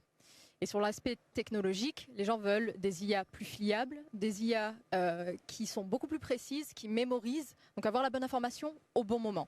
Je vais vous donner un exemple pour être plus concret. Imaginons Paul. On prend Paul, il habitait à Paris. Maintenant, il a déménagé pour Tokyo. L'être humain, il arrive à faire ce sens chronologique de Paris à Tokyo. Là où le LLM aujourd'hui se garde en mémoire active juste ces 2 informations, Paris et Tokyo. Et c'est là où on a des confusions. Et c'est là la vraie limite de l'IA aujourd'hui, c'est que malheureusement, elle ne fait que mémoriser sans comprendre, sans intégrer l'information. Mais il y a des progrès qui sont faits quand même. Enfin, pour utiliser un peu de temps en temps ChatGPT, je suis parfois surpris de la manière dont il comprend en fait le contexte et comment il arrive à se rendre compte voilà, que ma situation a évolué, etc. Est-ce que c'est pas un peu peine perdue tout ça? Est-ce que finalement, ces grands modèles ne vont pas s'y mettre un jour ou l'autre avec tous les dizaines de milliards qu'ils investissent? C'est exactement le problème et c'est le second enjeu. C'est qu'aujourd'hui, il y a un enjeu économico-écologique. C'est-à-dire qu'il y a eu des investissements massifs qui sont faits dans l'infrastructure, dans les data centers, dans ce qu'on appelle les coûts de compute, le coût d'analyse et d'utilisation de ces LLM. Et le problème qui se pose, c'est qu'on ne pourra pas atteindre une mémoire ni un contexte comme on l'entend aujourd'hui pour un être humain. Pourquoi? Parce que ces modèles consomment tellement d'énergie versus ce qu'ils peuvent rapporter qu'on ne pourra pas atteindre cet objectif-là. Alors, quelle est votre recette chez Ontbo? Comment arrivez-vous? Alors déjà, est-ce que vous vous pluguez à n'importe quelle IA ou est-ce que c'est en créant votre propre LLM que vous le rendez plus humain? Alors nous, on s'insère justement, on travaille avec des LLM, on travaille avec des AI agents, donc on vient s'intégrer directement pour les rendre plus cognitifs, plus cohérents, avec une couche de mémoire en plus. Et ça permet de réduire jusqu'à 95 les coûts de compute, ces coûts de calcul. Donc c'est un gain énergétique, c'est un gain également sur la facture des LLM qui est non négligeable. Ça, c'est un premier point. Et le deuxième point surtout, c'est qu'on est capable de ressortir des informations avec cohérence, avec transparence et avec cette notion d'explicabilité aussi des résultats. Ce qui n'est pas le cas pour les LLM aujourd'hui. Est-ce que, alors vous nous avez donné un exemple de ce fameux Paul qui part de Marseille, c'était Marseille, Tokyo, Paris ou Tokyo. Est-ce que vous avez d'autres exemples que vous pouvez nous donner justement de ce que peut faire Ontbo? Absolument. Par exemple, on a beaucoup de demandes dans le service, tout ce qui touche à l'industrie. À l'industrie, ils ont énormément de données, énormément de data. Et par exemple, pour lire une procédure complète, pour analyser pourquoi est-ce qu'on a eu une panne, prévenir cette panne, c'est là où on va utiliser, ils ont des LLM en interne, ils ont déjà de l'IA générative, mais ils n'ont pas cette couche cognitive qui permette à ces données de ressortir la bonne information au bon moment avec cohérence. Et c'est là où nous, on vient s'insérer. Très bien. Est-ce que vous avez des Est-ce qu'il y a des velléités à arriver sur des sujets qui seraient plus B2C, par exemple, je ne sais pas moi, l'enseignement ou des choses comme ça? Est-ce que ça peut avoir du sens? Ou est-ce que vraiment vous êtes plutôt réservé sur l'industrie et le B2B? Alors, on est B2B exclusivement aujourd'hui, puisque c'est là où on a le plus de demandes et c'est là où on va pouvoir toucher surtout un maximum de personnes. Et c'est vrai qu'il y a énormément de demandes sur l'aspect B2C. On le voit, beaucoup utilisent leur LLM, ChatGPT comme étant un substitut émotionnel. Et l'objectif, c'est de recadrer, de proposer Onbo. Donc ça, c'est quand on arrivera sur des partenariats avec certains types de LLM pour pouvoir cadrer et proposer une expérience qui soit la plus réelle possible. C'est-à-dire que là, en fait, qu'on puisse avoir la sensation de discuter avec un humain en face de nous, c'est ça? Alors, on a déjà la sensation de discuter un peu avec un humain, même si on voit très bien quand on lit un LLM, on s'en rend compte que ça a été rédigé par une machine plutôt qu'un être humain. Sauf que le sujet qui se pose aujourd'hui, c'est qu'on échange, on utilise un LLM comme étant un substitut. Et ça, c'est un problème qui est soulevé aujourd'hui et qui est en train d'être cadré. Vous avez sans doute un rôle à jouer aussi, on le voit avec toutes ces intelligences artificielles conversationnelles. On voit qu'il y a de plus en plus de gens, alors on ne va pas les critiquer, mais qui discutent à longueur de journée avec des IA, parfois pour essayer de combler une solitude, parfois aussi pour travailler, pour se divertir, pour que ce soit un confident, on va jusque-là. Avec aussi des dérapages, on l'a vu récemment dans l'actualité, il y a parfois des gens qui se suicident parce que l'IA ne les a pas véritablement bien accompagnés ou ne leur a pas dit qu'il ne fallait pas qu'ils se suicident. Est-ce que vous pensez que ça peut être un sujet aussi que vous pourriez embrasser, ça ? Alors nous, on est exclusivement B2B. Effectivement, si on a des demandes de LLM, on pourra partir sur ces sujets. Ouais. Il faut que ça soit cadré. Il faut qu'il y ait, et je reviens sur cette notion de contexte, de mémoire, prendre en considération l'intégralité du contexte de l'utilisateur, de chaque individu. C'est important pour fournir la bonne information et de ne pas rester sur de la prédiction.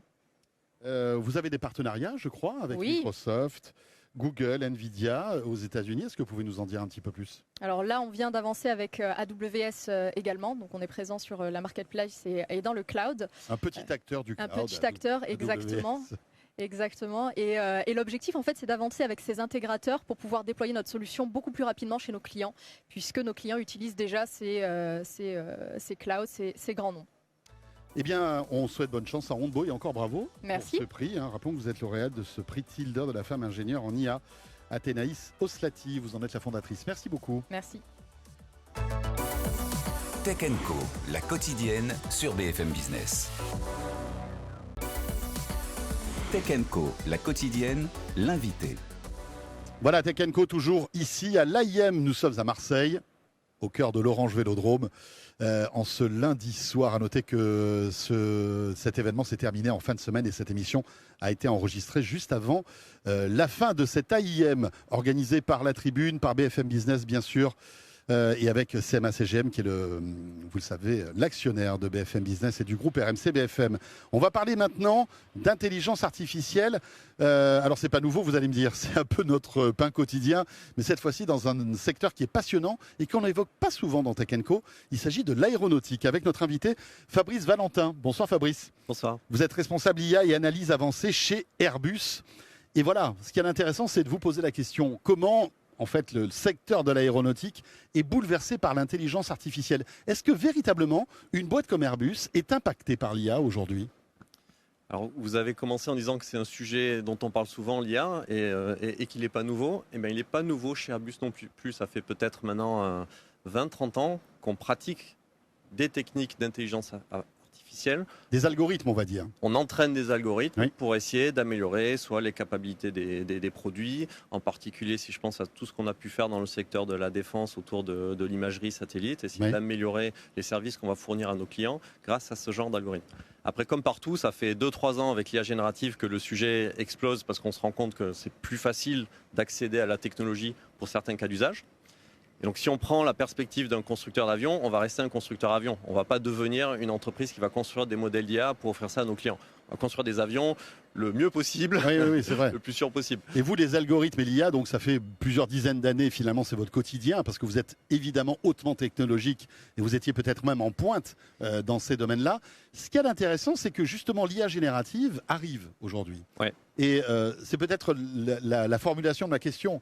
Est-ce que l'IA générative bouscule un petit peu Airbus ? Est-ce que vous embrassez cette technologie ou finalement, bon, pas tant que ça ? Alors oui, on essaye de l'embrasser, mais comme toute nouvelle technologie chez Airbus et dans un groupe aéronautique, la priorité, ça va rester bien sûr la sûreté, la fiabilité, l'expinabilité de ce qu'on fait.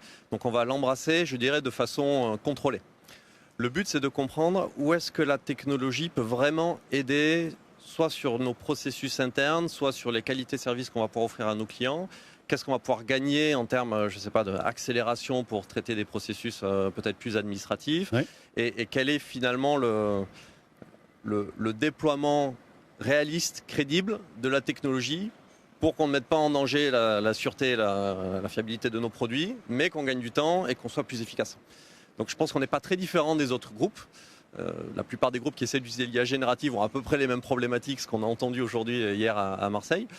Nous, on va regarder de très très près comment est-ce que nos collègues, nos collaborateurs, nos collègues peuvent vraiment l'employer et comprendre qu'est-ce qu'ils peuvent faire avec pour leurs propres bénéfices. Alors j'imagine que vous avez des exemples à donner, mais il y en a un qui me vient tout de suite, c'est peut-être la manière dont vous dessinez les avions, la manière dont vous calculez en fait l'efficience on va dire d'un modèle, d'un avion.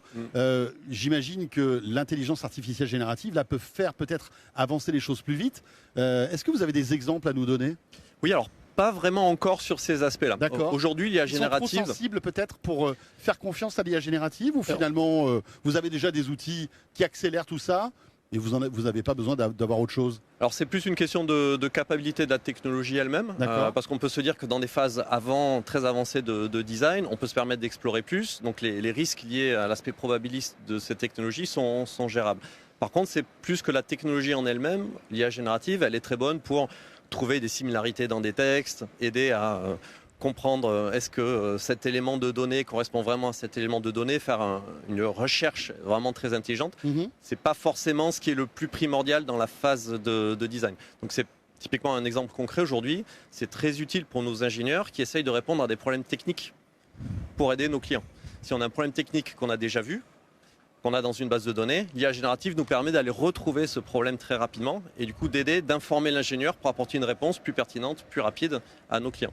On n'est pas encore dans une phase où nos ingénieurs ils s'assoient derrière un ordinateur avec une IA générative et ils disent « design-moi la nouvelle aile du futur ». On est encore très loin de ça. Ça viendra un jour ou pas à votre avis ? Non ? Je pense que c'est très dur de prédire quoi que ce soit dans ce domaine. Quand on voit les niveaux d'investissement, les talents qui intègrent cette filière, moi je pense qu'on va pouvoir faire des choses quand même assez fascinantes, qu'on va pouvoir trouver des nouveaux moyens de faire ce qu'on sait bien faire. Et c'est peut-être ça le grand challenge pour une entreprise comme Airbus. Comprendre comment nos talents, nos collègues, nos ingénieurs doivent apprendre à employer cette technologie pour transformer leur façon de faire. J'étais à San Francisco avec notre équipe de Tech & Co il n'y a pas longtemps et on est monté à bord d'un Waymo. Vous savez, ces robots taxis impressionnants où il n'y a personne qui conduit la voiture et tout ça. On se sent en sécurité parce que tout est bien calculé. On voit que c'est au point. Finalement, l'avion, c'est pas un peu pareil, mais on voit qu'il y a un degré d'autonomie qui est dû justement à l'IA, j'imagine aussi. Et j'avais évoqué il y a quelques années de cela un ingénieur de chez vous qui imaginait un avion dont l'IA pourrait peut-être lui permettre d'atterrir dans des situations compliquées si par exemple il y avait un attentat terroriste ou quelque chose comme ça. Je ne sais pas si vous aviez entendu parler de ce projet qui est passionnant. En matière justement d'avions autonomes, de choses comme ça, est-ce qu'il y a des travaux là-dessus ? Est-ce que l'IA finalement, tout comme le robot-taxi est en train d'arriver, il y a des voies à tracer dans ce domaine ? Alors c'est bien sûr un domaine de recherche et un domaine où on a de multiples travaux. Je suis ingénieur, donc je vais faire mon ingénieur. Je commence par le problème. Oui. Le problème, c'est qu'il faut qu'on soit capable de vraiment comprendre comment l'algorithme fonctionne. Si on veut pouvoir le certifier, il faut qu'on puisse expliquer comment ça fonctionne et comment les résultats d'une opération, d'un automate, influent sur les commandes de vol d'un avion, typiquement pour le rendre autonome. Donc il faut de toute façon qu'on travaille en interne à comprendre comment ça fonctionne pour pouvoir demain l'expliquer aux autorités de certification et pouvoir faire avancer, faire progresser la sûreté de nos avions. Oui. Moi, je dirais que la vision très crédible et très réaliste, c'est de se dire quels sont tous les domaines où on peut employer cette technologie pour améliorer finalement la sûreté du vol. Tout ce qu'on va faire pour améliorer la sûreté du vol va avoir du sens et va mériter qu'on investisse et qu'on fasse de la recherche. Se dire c'est uniquement, purement l'autonomie le but, Ça n'a pas de sens. il n'y a pas de sens. Et puis c'est déjà le cas. Enfin, je veux dire, on n'est pas en train de sous-estimer le rôle des pilotes et des copilotes, mais heureusement d'ailleurs, ils sont aidés par des technologies aujourd'hui qui permettent à un avion d'atterrir quasiment tout seul, dans des conditions particulières, etc., etc. Donc ça existe déjà. Oui, le pilote est déjà augmenté par des systèmes qui l'assistent, et si on trouve des façons de l'augmenter encore plus grâce à de l'intelligence artificielle, c'est sûr qu'on le fera. Après, c'est vraiment un pan de recherche, on est encore sur des niveaux de recherche aujourd'hui. Moi, je pense que c'est vraiment primordial qu'on développe les compétences de comprendre comment ça va fonctionner. Parce que si on devient uniquement un utilisateur sans comprendre, on ne saura jamais vraiment l'intégrer dans nos produits, dans nos services et demain le certifier. Alors, Airbus est présent effectivement, on va dire, dans le transport grand public, des avions, les Airbus A320, 350, etc., etc. Vous êtes aussi dans la défense. Est-ce que là, dans la défense, l'IA a un sens aussi? Est-ce que vous avez des exemples à nous donner? Oui, alors c'est un domaine où on a des talents dans l'IA. Quand je parlais, ça fait plus de 30 ans, ou enfin plus de 20 ans qu'on fait de l'IA, c'est en particulier dans cette division. Donc, typiquement, tout ce qui a trait autour de la gestion des images satellitaires, c'est un domaine où on a développé des compétences depuis très longtemps. On a utilisé des algorithmes et de l'IA pour améliorer les services fournis. On peut aussi illustrer, par exemple, un exemple très concret de le ravitaillement d'avions en vol. Donc, on a des avions qui vont ravitailler des avions de chasse. Pendant cette opération, c'est des algorithmes d'IA qui vont positionner finalement la tête pour aller connecter le système de ravitaillement. Et c'est déjà des algorithmes d'IA qui volent dans le secteur de la défense. Oui, et qui vont donc piloter qui vont piloter l'ajustement final pour aller connecter la tête. Donc on peut imaginer beaucoup de cas d'usage. Je suis loin de tous les connaître. Mon plus gros focus, c'est quand même en général les avions commerciaux, le domaine des avions commerciaux. Mais oui, il y a une richesse inouïe de sujets. Ce qui est intéressant aussi, c'est évidemment la notion de souveraineté, parce que effectivement Airbus est européen. Ouais.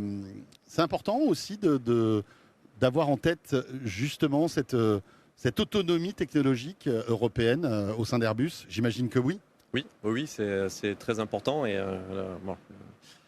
je dirais que les derniers mois, les dernières années nous le confirment, à quel point ça peut être important. Il y a aussi un axe... Qui nous oblige même. Qui nous oblige, c'est ce que j'allais dire. Il y a un axe où à un moment donné, c'est plus tellement une question de est-ce que ce serait bien de le faire, mais plus c'est comment on va le faire et comment le construire. C'est compliqué, on le sait, on connaît la situation de l'Europe dans le domaine de la technologie. On pourrait beaucoup critiquer, mais si on essaye de regarder l'avenir, je pense que c'est sûr que c'est très intéressant de s'imaginer quelles peuvent être ces solutions. Et ensuite, il faut trouver, je pense, les bons cas d'usage où l'employer. Parce que se dire qu'on déploie une solution souveraine uniquement parce qu'elle est souveraine, et si ça n'apporte rien par rapport à la solution alternative, ça n'a pas de sens. On a des moteurs américains sur des avions européens. Donc, il faut penser à se dire où est-ce qu'une solution souveraine est vraiment pertinente aussi pour le cas d'application qu'on va considérer, parce que les données sont sensibles, parce que les données sont très proches de notre cœur de métier. Là, ça va avoir énormément de sens. En matière de formation aussi, on revient un peu à l'intelligence artificielle. Est-ce que ça accélère en fait la formation? Est-ce que l'IA peut peut-être raccourcir les cycles de formation? Est-ce que vous testez déjà tout ça ou pas? Alors, je dirais que c'est une question qui est plutôt à l'état de test, de réflexion. Oui. Je me rends compte que dans notre sphère privée, c'est quasiment au quotidien. Beaucoup d'acteurs, beaucoup de nos collègues vont utiliser l'IA pour se former dans leur sphère privée. Arriver à ramener ça dans le monde de l'entreprise, c'est pas si facile que ça.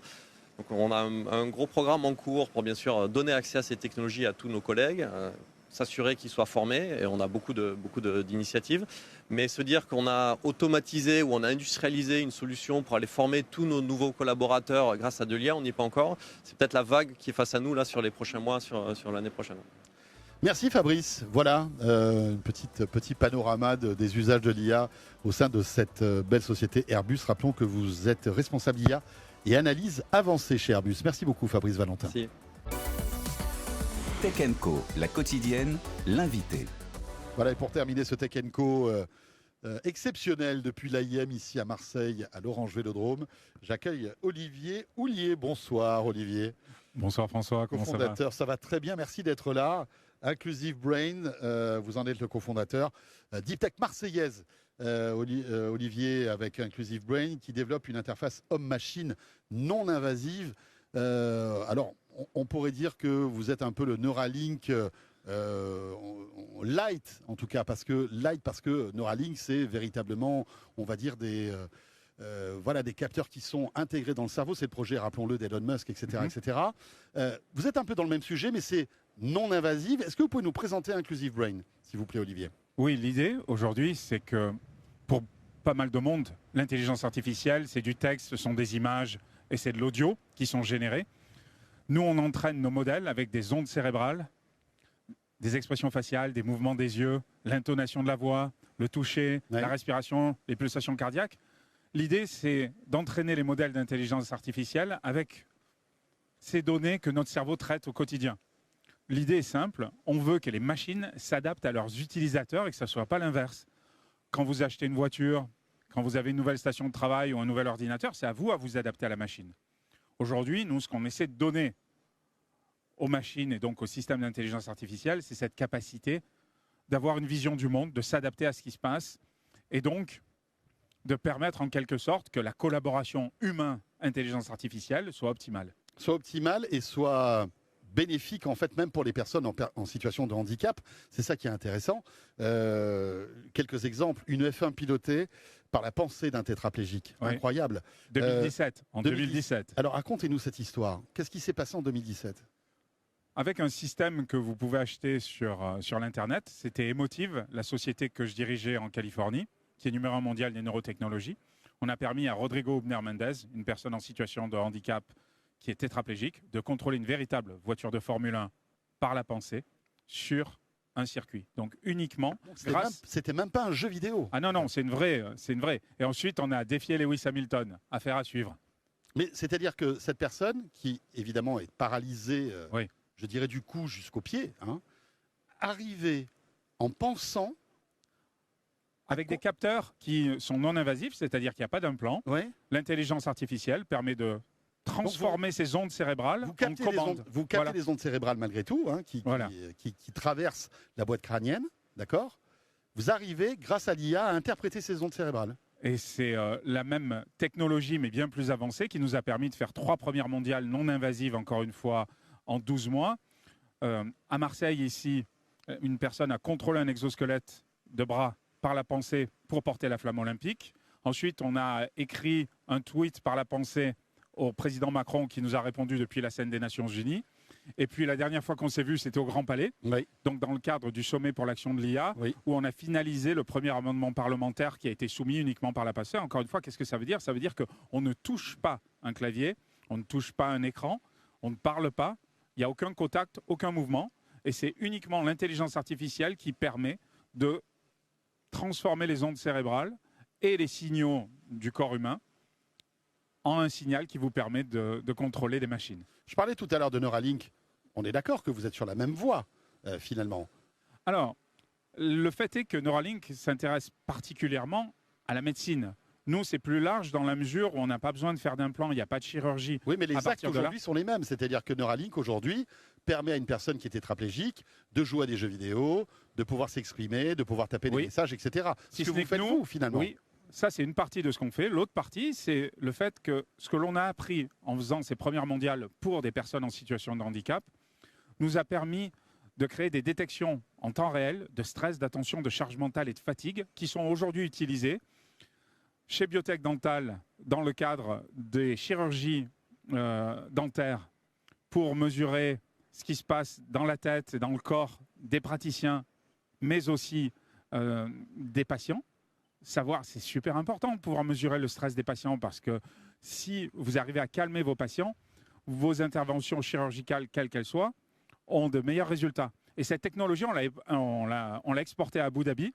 Aujourd'hui, notre technologie est utilisée dans des salles de chirurgie à Abu Dhabi, là où des chirurgiens enchaînent des chirurgies toute la journée, il y a de la fatigue, il y a de la distraction, et ça leur permet d'avoir en retour et donc d'améliorer la qualité des soins, leur performance et leur santé. Tout ça émane du travail qu'on a pu faire pour les personnes en situation de handicap. C'est-à-dire que là, si je comprends bien, vous arrivez à détecter l'état de stress de la personne. L'état de distraction vous ne le soignez aussi. pas, mais vous indiquez soit aux soignants, soit aux soignés qu'il est stressé. C'est ça? Aujourd'hui, il n'y a pas une société au monde qui ne bénéficierait pas de comprendre ce qui distrait et ce qui stresse ses employés. De pouvoir le faire de manière rigoureuse, scientifique et en temps réel grâce à l'intelligence artificielle et grâce à nos modèles, c'est une révolution qui sauve des vies sur un chantier, dans un avion, dans une salle de chirurgie. Et au-delà de ça, le fait est que les technologies d'intelligence artificielle qu'on développe, j'ai la chance de diriger l'Institut d'intelligence artificielle du groupe Biotech Dental, ces modèles, ils sont utilisés tout au long de la chaîne de soins. On scanne, on vient de lancer une caméra intraorale, c'est-à-dire qui utilise l'intelligence artificielle pour reconstruire intégralement en temps réel, en 3 dimensions, ce qui se passe dans la bouche. Donc on scanne, ensuite on peut planifier le traitement, on crée des prothèses et on peut traiter. Et c'est toute la chaîne aujourd'hui qui bénéficie de ces modèles-là. L'importance au final. Et c'est pour ça qu'une personne comme moi qui a un background en neurosciences se retrouve à la tête d'un institut d'intelligence artificielle du plus gros groupe dentaire européen, basé à Salon-de-Provence, parce que Philippe Véran, son fondateur et président, voulait avant tout quelqu'un qui connaisse la façon dont les gens interagissent avec l'intelligence artificielle, parce qu'aujourd'hui, c'est ce dont il s'agit. Et c'est aussi pour cette raison-là que j'ai été recruté à la Mohamed Ben Zayed University d'Abu Dhabi, qui est une université qui est totalement dédiée à l'intelligence artificielle et où je travaille au département des interactions entre les humains et l'IA. Que va devenir Inclusive Brain? Est-ce que vous allez continuer justement sur cette voie des capteurs? Alors, nous, on ne développe pas la partie physique. On travaille avec les capteurs qu'aujourd'hui, les Apple, Meta, etc., que l'on retrouve dans les lunettes, dans les casques, dans les écouteurs. On s'adapte. On est agnostique à l'appareillage. Donc ça peut être votre téléphone, ça peut être votre ordinateur. À partir du moment où il y a un capteur, on peut utiliser l'information, puisque si les modèles sont entraînés avec de l'intelligence artificielle, donc les modèles d'intelligence artificielle sont entraînés avec des ondes cérébrales, il n'y a pas besoin de mesurer les ondes cérébrales pour pouvoir les utiliser sur le terrain. C'est ça qui est important. Mais sur les Ray-Ban Meta, par exemple, il y a des capteurs que vous pourriez utiliser? Aujourd'hui, oui, on est en train de travailler à leur intégration sur nos modèles, bien évidemment. Les nouvelles, surtout les nouvelles qui captent l'activité électrique des muscles pour pouvoir contrôler, bien évidemment. Interagir avec l'écran. Au final, ce qui est super important, c'est d'essayer d'étendre les limites des modèles de langage, des modèles de génération d'images, ce qu'on appelle les modèles du monde, les world models. Notre université en a publié un hier qui s'appelle PAN, P-A-N. La différence entre ces modèles qui donnent la capacité à vos machines d'imaginer le monde, c'est la différence entre nous et les machines aujourd'hui. François, quand vous vivez au quotidien, vous avez une image du monde, vous avez de la mémoire. Et la mémoire n'est pas qu'un instrument qui nous permet de nous souvenir, c'est aussi quelque chose qui nous permet de créer notre futur, d'y participer. Et c'est exactement ce que font les modèles de monde, donc World Model. Ils permettent non seulement d'utiliser de manière statistique, si on simplifie à outrance, le texte, les images, mais ils intègrent aussi les propriétés d'une balle qui rebondit, les propriétés biologiques de notre corps, et donc peuvent anticiper, peuvent créer. Et là, tout d'un coup, on donne la capacité aux machines de contextualiser leurs actions. Et c'est toute la différence entre l'intelligence artificielle générative d'avant-hier et celle de demain. Et j'imagine qu'en robotique, puisqu'on parle énormément de robotique, aujourd'hui, il y a des débouchés incroyables. Quand on voit tous ces robots humanoïdes, que ce soit les projets de Tesla ou alors même chinois, où il y a énormément de choses passionnantes, il y a des débouchés incroyables. Pour nous, c'est vraiment un des secteurs d'application pour Inclusive Brain, c'est de donner la capacité aux robots de ressentir les personnes avec lesquelles elles interagissent. C'est ce qu'on appelle les cobots, la collaboration entre les humains et les robots. Et en ce qui me concerne, à Abu Dhabi, on est en train de développer au sein de l'université avec des hôpitaux les robots chirurgiens qui ne sont pas là pour remplacer des chirurgiens, mais qui sont là pour les assister. Ça existe déjà d'ailleurs, hein, dans pas mal de... Mais aujourd'hui, les robots qui existent et qui assistent n'ont pas la capacité de ressentir l'état de fatigue, l'état de stress, l'état de distraction. Et c'est ce qui va faire la micro-différence entre une vie sauvée et une vie perdue dans une salle d'opération. Passionnant tout ça. Merci beaucoup Olivier d'être passé par le plateau de Tech & Co ici à l'AIM. Merci, et on se voit toujours dans des lieux extraordinaires. Le Grand Palais c'est bien, mais le stade Vélodrome, moi je suis rentré d'Abu Dhabi pour être à la maison là. J'ai joué à domicile. C'est les lieux que vous méritez en fait. Merci pour ça. beaucoup. Merci en tout cas Olivier, cofondateur d'Inclusive Brain. Pour terminer ce Tech & Co la quotidienne en ce lundi soir depuis Marseille, c'est un vrai plaisir que d'être ici. On se retrouve demain, bien sûr, demain pour un Tech & Co spécial, ça sera même une nuit de l'IA qu'on vous réserve. On va parler de santé, on va parler aussi de divertissement, de chansons, de musique aussi avec tous nos invités. Ce sera une grande soirée qu'on vous proposera en direct. Nuit de l'IA demain, mardi sur BFM Business dès 19h30 bien évidemment. D'ici là, portez-vous bien, les replays et les podcasts qui vous attendent et à demain avec plaisir. Tech & Co, la quotidienne sur BFM Business.